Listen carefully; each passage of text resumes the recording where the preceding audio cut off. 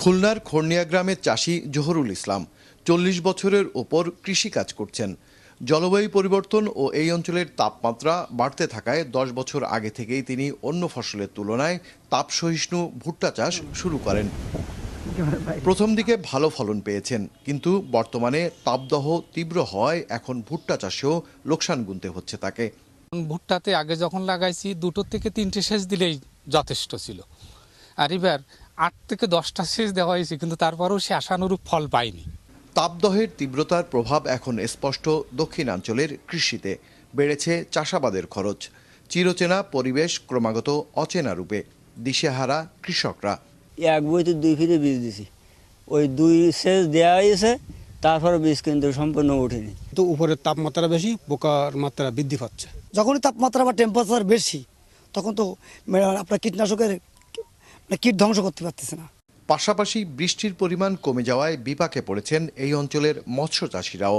পানির সংকটের কারণে আমরা সময় মতো যে পোনা মজুত করতে পারছি না। হ্যাঁ, তারপরে আমাদের যে পুরনো মাছগুলো থাকে, যে পিস মাছ, গলদা চিংড়ি, সেগুলো মানে মানে সংরক্ষিত রাখতে পারছি না। যদি তাপমাত্রা কম থাকতো তাহলে 1000 মাছে আমরা হয়তো 800-900 পাইতাম, সেই জায়গায় এখন পাচ্ছি 550-600 পিস, এর বেশি পাই না।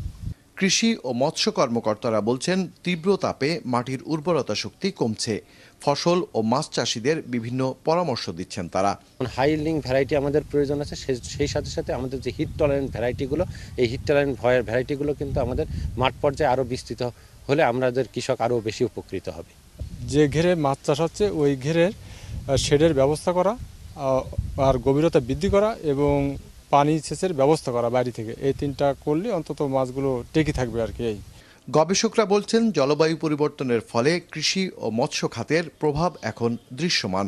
হুমকিতে পড়েছে দেশের দক্ষিণাঞ্চলের খাদ্য নিরাপত্তা।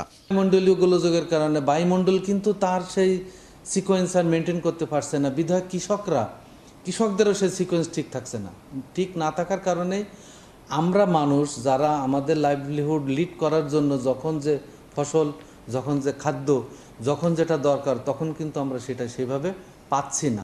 আবহাওয়া অফিসের তথ্য বলছে, 2020 সালের গরম মৌসুমে খুলনায় সর্বোচ্চ তাপ ছিল 34.4 ডিগ্রি, যা 2021 সালে 36.4, 2022 সালে 35.2, 2023 সালে 41.3, 2024 সালে 42 ডিগ্রি ও 2025 সালে এখনো পর্যন্ত 40 ডিগ্রি রেকর্ড করা হয়েছে। মোস্তফা জামাল, মাছরাঙা সংবাদ, খুলনা।